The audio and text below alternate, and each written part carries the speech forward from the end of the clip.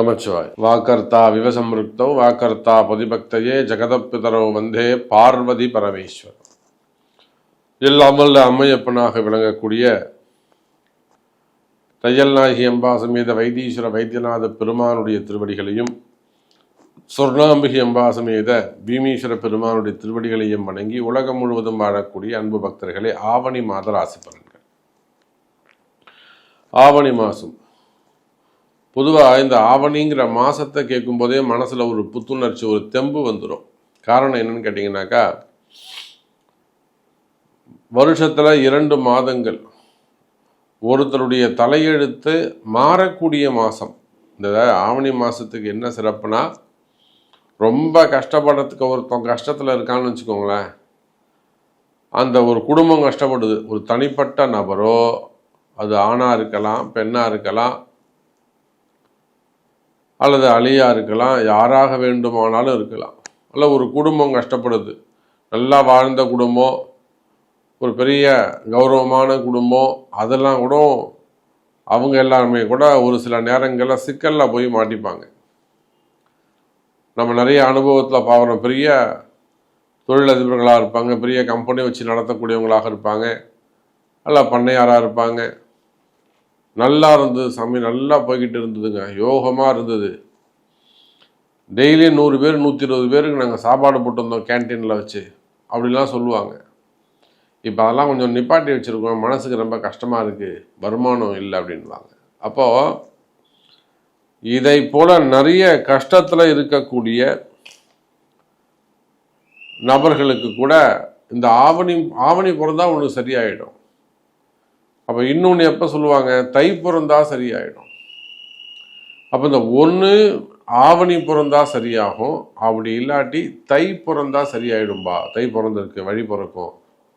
அதே போல தான் ஆவணி வரட்டும்டா, ஆவணி மாதம் வந்து அவனுக்கு நல்லா இருக்கும்டா அப்படின்னு. அப்படி என்ன சிறப்பு இந்த ஆவணி மாதத்துக்குன்னா, அதுதான் விஷயமே. 12 ராசிக்கும் மேஷத்திலிருந்து மீன ராசி வரலும் நீங்கள் யாராக இருந்தாலும் சரிதான். சூரிய பகவான் சிம்மத்தில் சஞ்சாரம் செய்யக்கூடிய மாதம். புரியுதுங்களா?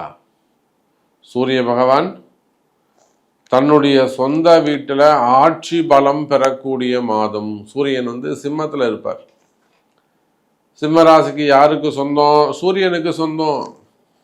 அப்போ அவருடைய வீட்டில் அவர் ஆட்சி பலம் பெறுகின்ற போது இந்த உலகமே சிறப்பாக இருக்கும், இந்த பிரபஞ்சமே சிறப்பாக இருக்கும், விண்ணுலகம் மண்ணுலகம் அனைத்து உலகங்களும் சிறப்பாக இருக்கும். அப்போ அந்த அளவுக்கு சூரியன் சுபத்துவமாக ஆட்சி பலம் பெற்று இந்த ஆவணி மாதத்தில் பிறக்கக்கூடிய குழந்தைகள் எல்லாம், இந்த ஆவணி மாதத்தில் பிறக்கக்கூடிய குழந்தைகள் எல்லாம் யோகமான நிறைய அதிர்ஷ்டமான குழந்தைகளாக பிறக்க போகுது. நான் இன்னொரு பதிவில் கூட சொல்கிறது உண்டு, இந்த டெலிவரி டைம் நோட் பண்ணுறது ரொம்ப ரொம்ப முக்கியம். ஏன்னா அதில் லக்னங்கள் குறிப்பது, நாள் குறிப்பது. இப்போ நிறைய பார்த்திங்கன்னா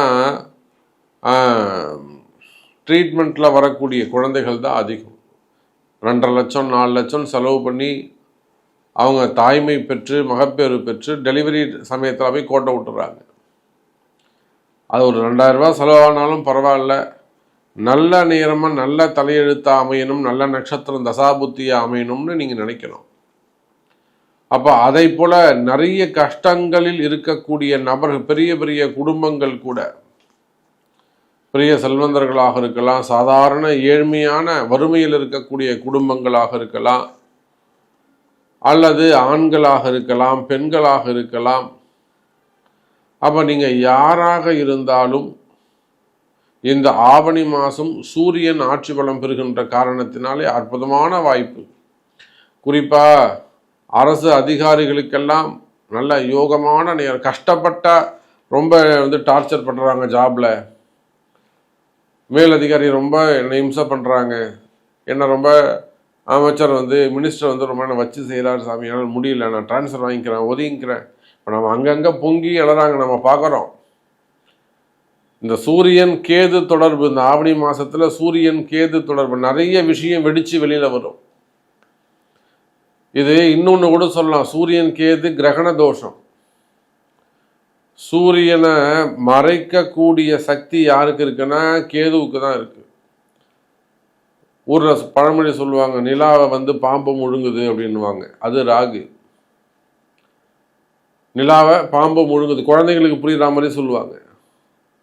அப்போ இந்த சந்திரன் ராகு இருந்தாலும் கிரகண தோஷம். அதே போல் இங்கே சூரியன் கேது மிகப்பெரிய கிரகண தோஷம். அப்போ இந்த கிரகண தோஷம்னா எப்படி, இந்த ஆவணி மாதம் எப்படி அது வேலை செய்யும்னா, அரசு அதிகாரிகள், அரசு பொறுப்பில் இருக்கக்கூடியவர்கள் அரசாங்கத்துறையின் ரகசியங்கள் எல்லாம் வெடிச்சு வெளியில வரும். அது அரசாங்கத்திற்கு அவயோகமாக அமையும். புரியுதா? இப்போ நம்ம நிறைய அங்கங்கே நியூஸில் பார்க்குறோம், சோசியல் மீடியாவில் பார்க்குறோம். காவல்துறை அதிகாரிகளாக இருக்கலாம், இல்லை மற்ற துறை அதிகாரிகளாக இருக்கலாம், அவங்களால பாதிப்பை தாங்கிக்க முடியாமல் வெளியில் வந்து பொங்கிடுறாங்க. அப்போ இப்படியெல்லாம் சூரியன் கேது தொடர்பு. அதே போல் கும்பத்திலே ராகு, கன்னியிலே செவ்வாய், சுக்கிரன் புதன் கடகத்தில் அமைகிறார்கள். சந்திரனுடைய வீட்டில் இருக்கக்கூடிய சுக்கிரன் காதல் திருமணங்கள்லாம் நிறைவேறும். முதல் திருமணங்கள், இரண்டாவது திருமணங்கள்லாம் நிறைவேறும். ஸோ இப்படி நிறைய விஷயங்கள் பேசிக்கிட்டே போகலாம். இது ஜென்ரல் டாபிக்ஸ் தான். உங்கள் ராசிக்கு ஸ்பெசிஃபிக்காக என்ன நடக்குங்கிறது 5 நிமிடங்களில் பேசிடலாம். வாருங்கள் பார்க்கலாம். அன்பார்ந்த துலாம் ராசி அன்பர்களே, ஆவணி மாதம் துலாம் ராசியை பொறுத்தவரையிலும் இந்த ஆவணி மாதம் அற்புதமான மாதம். காரணம் என்னன்னு கேட்டீங்கன்னாக்கா, எப்பொழுதும் போல ராசிக்கு 9ஆம் இடத்தில் இருக்கக்கூடிய குரு பகவான். இப்போதைக்கு துலாம் ராசியை பொறுத்தவரையிலும் உங்களை யாரும் டச்சே பண்ணிக்க முடியாது. நீங்க என்ன சொல்றீங்களோ அதுதான். நீங்க கடனை அடைப்பது சிறப்பு. கிடுகிடுன்னு உங்களுக்கு என்னெல்லாம் சின்ன சின்ன கடன்கள் இருக்குதோ அந்த கடன்லாம் அடைச்சிருங்க. ஏன்னா சாமி கொடுக்கக்கூடிய நேரம், நிம்மதி தான் முக்கியம். ஆனால் துலாம் ராசி என்பர்களே, அலட்சியமாக இருக்கக்கூடாது. அது பார்த்துக்கலாம் அப்படின்னு அலட்சியமாக இருக்கக்கூடாது. நான் ஒரு முக்கியமான அரசியல் தலைவர், நம்முடைய துலாம் ராசியில் முக்கியமான ஒரு அரசியல் தலைவர் பிரிஞ்சு வந்து தனியாக கட்சி ஆரம்பித்து ஒரு 10 வருஷம் ஆக போகுது, 8 வருஷம் ஆகுது. நிறைய முயற்சிகள் அவங்க எடுக்கிறாங்க, வின் பண்ண முடியல. கடைசியில் அவங்க ஜாதகம் நம்மகிட்ட வருது, ஒரு தொடர்பு ஏற்படுது. அப்புறம் ஒரு மீட்டிங் வைக்கிறோம், அப்பாயின்மெண்ட் நேரம் ஃபிக்ஸ் பண்ணுறோம், அவங்க ஊரில் நேரில் போயிட்டு சந்திக்கிறோம்.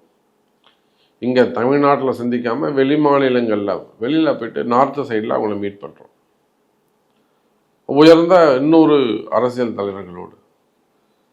அவர் மட்டும் உரிய நேரத்தில் ஒரு அலட்சியம் இல்லாமல் செயல்பட்டு இருப்பாரே, ஆனால் அவர் என்னைக்கோ ஜெயிச்சிருக்கலாம். அப்போ இந்த துலாம் ராசிக்குன்னா சுக்கிரனுடைய வீடு சுகபோகம், சுகாதிபதி. 10 பேர் நம்மளை சுற்றி உட்காந்து நம்மளை வந்து ஒரு உயர்வாக பேசின உடனே, பெருமையாக பேசின உடனே இதுதான் வாழ்க்கைன்னு நினச்சிட்றோம். இல்லை. அப்போ துலாம் ராசி என்பர்களே, ராசிக்கு 9ஆம் இடத்தில் இருக்கக்கூடிய குரு உங்களுக்கு நல்லதை செய்யறாரு. அந்த நன்மை செய்யறதால சொக்கி போய் உட்காந்துடாதீங்க. இதே போல அடுத்தடுத்து இருக்கும்னு நினைச்சிடாதீங்க. இன்னும் ஒரு 3-4 அடுத்த ஒரு 3-4 மாசத்துக்கு உங்களுக்கு ராஜயோகம்தான். அதுக்குத்தான் நான் என்ன சொல்றேன், ஒரு குருவா இருந்து உங்களுக்கு வழி காமிக்கிறேன். இந்த 4-5 மாதம் ஒரு வருமானம் வருது இல்லையா, இதை வந்து நீங்கள் சிறு சிறு கடன்கள் இருக்குமே, ஆனால் அந்த கடன்லாம் அடைச்சிருங்க. அப்போ கடனை அடைச்சிருங்கன்னா என்ன அர்த்தம்? நல்ல வருமானம் வரக்கூடிய மாதம். அப்போ வேலைகள்லாம் எப்படி சாமி இருக்கும்? கேட்கவே வேணாங்க, வேலையெல்லாம் சூப்பராக இருக்கும்.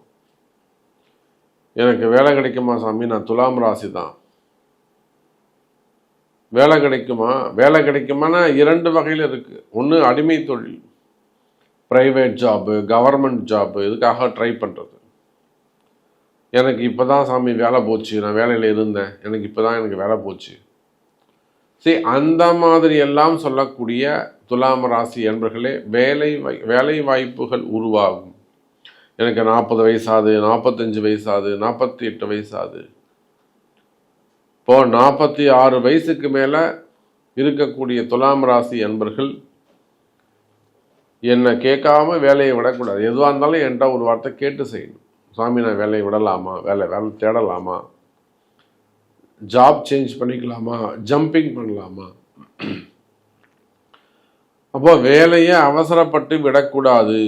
அப்படி சப்போஸ் கால நேரம் கிரகம் நீங்கள் சொல்கிறது கரெக்டு சாமி, ஆனால் எனக்கு நடந்து போச்சு, எனக்கு வேலை போயிடுத்து அப்படின்னு சொல்வீர்களே, ஆனால் கவலை வேண்டாம். துலாம் ராசி அன்பர்களே, வேலை உருவாகும், வேலைகள் கிடைக்கும். உள்நாடாக இருந்தாலும் வெளிநாடாக இருந்தாலும் வேலை வாய்ப்புகள் கிடைக்கும். வேலையில் நல்ல முன்னேற்றம், பதவி உயர்வுகள் இருக்கும்.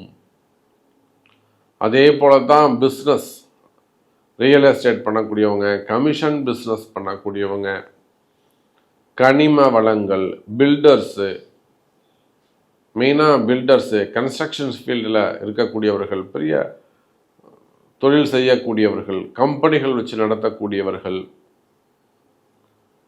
மெயினாக டாக்டர்ஸு, ஆடிட்டர்ஸு, கல்வி நிறுவனங்கள் வச்சு நடத்தக்கூடியவர்கள், மெயினாக கல்வி நிறுவனங்கள்